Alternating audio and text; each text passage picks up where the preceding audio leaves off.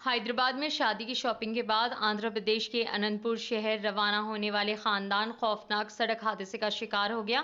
इस सड़क हादसे में होने वाले दूल्हे के बेशुमार 6 अफराद जाँ बहक हो गए, जिनमें 2 बच्चे भी शामिल हैं। यह हादसा हफ्ते की सुबह जिला के गोती इलाके के कौमी शाहराह नंबर 44 पर उस वक्त पेश आया जब तेज रफ्तार कार के ड्राइवर ने इसका तवाजुन खो दिया और ये कार डिवाइडर से टकरा गई। बाद में ये कार लॉरी से टकरा गई। इस हादसे में एक ही खानदान के 6 अफराद जाँ बहक हो गए, जिनकी शिनाख्त 58 साला अली साहब, 28 साला शेख फेरोज बादशाह होने वाला दुल्हा, 48 साला जाहिदा और इनके 2 बच्चे, 6 साला मोहम्मद अयान, 4 साला अमान और 40 साला रेहाना बेगम की हैसियत से हुई है। पुलिस ने बताया कि अनंतपुर के रानी नगर इलाके से ताल्लुक़ रखने वाला ये खानदान मुतवफ़्फ़ी फेरोज की शादी के लिए हैदराबाद में शादी की शॉपिंग के बाद वापस हो रहा था कि यह हादसा पेश आया।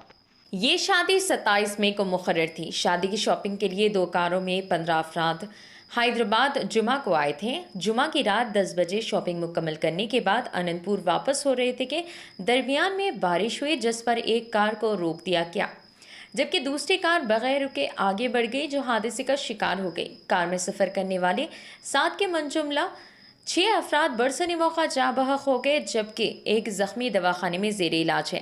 समझा जाता है कि ड्राइवर हालत नींद में था, जिसके नतीजे में ये हादसा पेश आया। घर से जब जनाजे निकाले गए, उन्हें देखकर घर वाले ज़ारो ख़तार रोने लगे।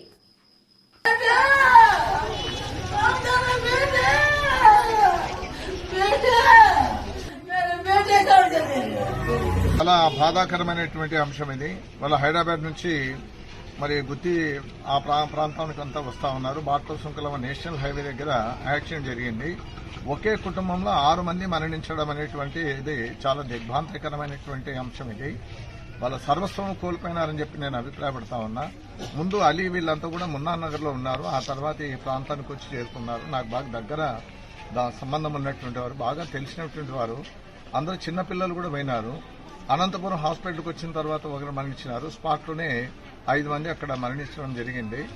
నిజంగా ఏ విధంగా ఆదుకోవాలో అనేటువంటిది కూడా అర్థం కావడం వల్ల ప్రభుత్వం కూడా ఇట్లాంటి విషయాలపైన వారంతకు వారే ప్రభుత్వమే ఆలోచించాలి. ఇట్లాంటి ఘటనలపైన అందరూ వెళ్ళిపోయారు. ఒక భార్య మిగిలిపోయారు. తర్వాత ఇంకో మొహమ్మద్ గౌస్ అనే డ్రైవరు బయటపడ్డాడు. ఈ రకమైనటువంటి విషాదకరమైనటువంటి ఘటన అందరూ కూడా వస్తున్నారు ఇక్కడంతా. ఈ హృదయ విదారకమైనటువంటి ఘటన చూడడానికి కన్నీళ్ళందరూ ఆగడం లేదు. మరి పరిస్థితి అంతా కూడా చాలా భయంకరమైనటువంటి పరిస్థితి కనబడతా ఉంది. ఇట్లాంటి సందర్భాల్లో మరి ప్రభుత్వం నేనేమంటానంటే ప్రభుత్వం కూడా కొంచెం ఆలోచించాలి. ఉన్నటువంటి వాళ్ళ విషయంలో వారికి ఏ విధంగా వారు సహాయపడతారో ఆ తర్వాత నేను కూడా వారి దృష్టి తీసుకోవడానికి ప్రయత్నం చేయాలని చెప్పి భావిస్తాను.